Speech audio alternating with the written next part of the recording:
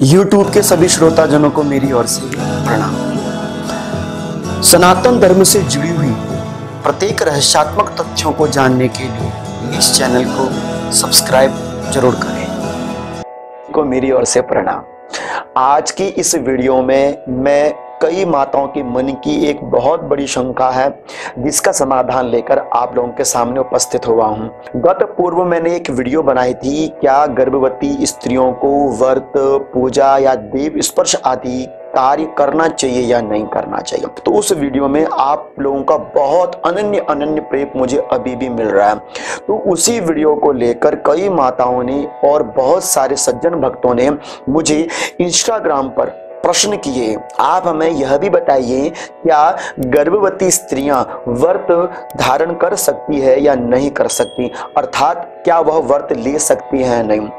अब उनके मन की शंकाओं में से कई से मैंने पूछा कि क्या आप पहले व्रत कर रहे थे या आपने कहीं सुना था। तो उन्होंने कहा कि हमने कई लोगों के मुख से सुना कि गर्भवती स्त्रियां भी कुछ समय के लिए व्रत कर सकती हैं, लेकिन शास्त्र क्या कहता है इसके विषय में आप हमको बताइए।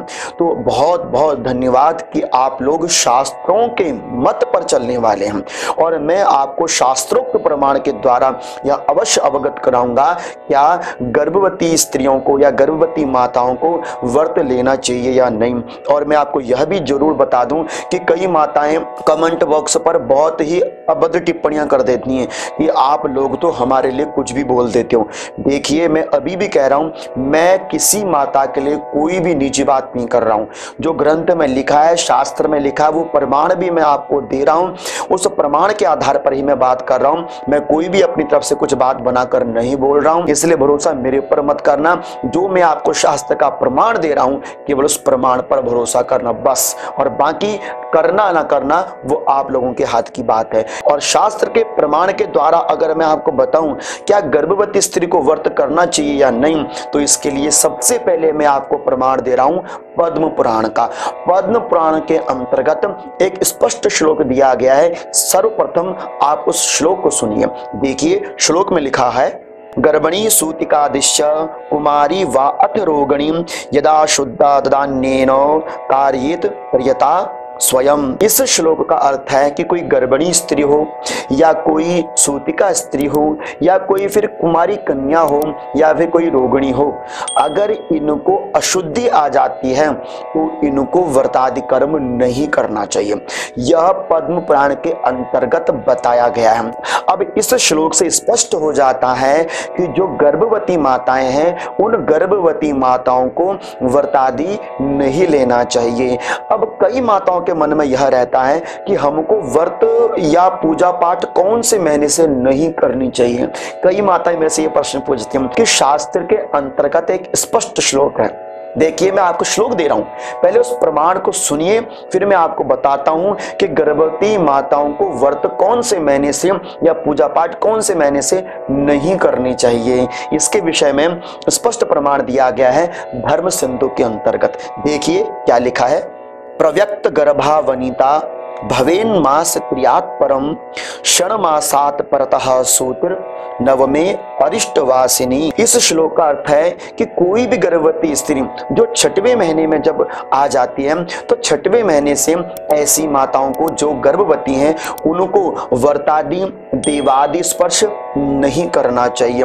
और यह याद रखिए कि जब माँ छठवें महीने में पहुंचती है तो शिशु को पूर्ण पोषण की आवश्यकता होती है और शारीरिक रूप से माँ भी बलवान बनी रहे, दृढ़वान बनी रहे और शिशु को भी पूर्ण पोषण प्राप्त होता रहे। कारण माँ जो भी अन्न ग्रहण करती है उसका प्रभाव गर्भस्थ शिशु को प्राप्त होता है। इसलिए गर्भ की रक्षार्थ हेतु व्रतादि जो नियम है वह शास्त्र ने गर्भवती स्त्रियों के लिए वर्जित किए गए हैं। लेकिन कई बार यह प्रश्न पूछा जाता है कि पहले महीने में, दूसरे महीने में, तीसरे महीने में कर सकते हैं। तो पहला, दूसरा, तीसरा, चौथा, पांचवा, अगर आपका शरीर आपके अनुकूल है, आपका मनोभाव दृढ़ है, आप कर सकते हैं।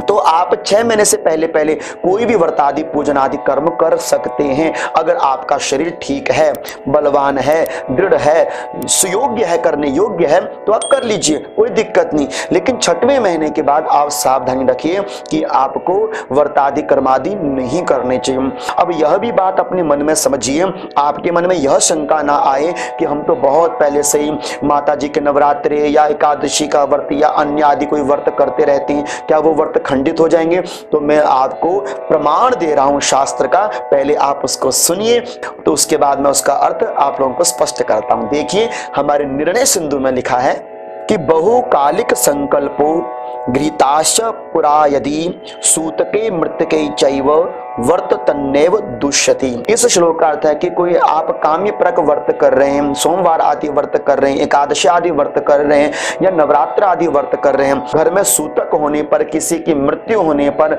अगर वह व्रत छूट रहे हैं या गर्भ अवस्था आने पर वह व्रत छूट रहे हैं तो उनका दोष नहीं लगता है। जो रजस्वला मासिक धर्म में स्त्री हो या घर में किसी की अकारण मृत्यु हो जाए या घर में किसी का गर्भ स्थापित हो जाए, अगर ऐसी माता व्रत करने में असमर्थ है तो उनको व्रत छोड़ने का दोष नहीं लगता है।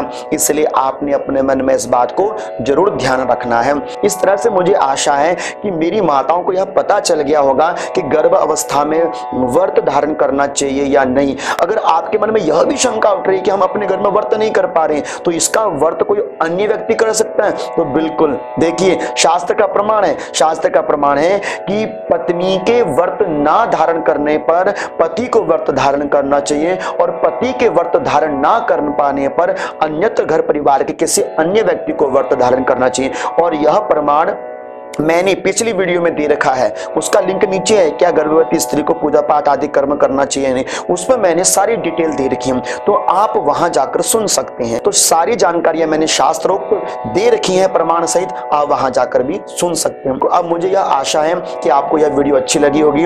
अगर यह वीडियो अच्छी लगी है तो इस वीडियो को लाइक, वीडियो को शेयर और चैनल को सब्सक्राइब जरूर कर लीजिए। और यदि आपके मन में कोई शंकाएं हैं तो आप मुझे इंस्टाग्राम पर भी फॉलो कर सकते हैं, मैं आपके प्रश्नों का उत्तर जरूर दूंगा। इस तरह से आप सभी भक्तों को मेरी ओर से अनंत अनंत कोटि वंदन प्रणाम।